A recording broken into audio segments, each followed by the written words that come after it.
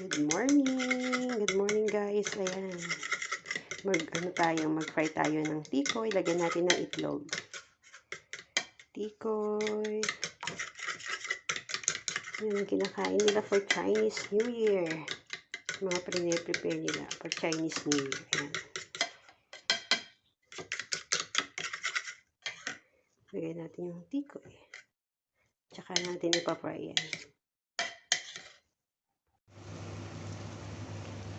Ayan na guys ang ating tikoy. Lagyan natin ng egg para hindi sila magdikit-dikit.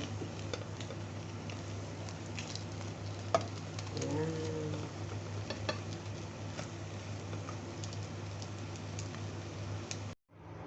Ayan na, timpla tayo ng kape guys.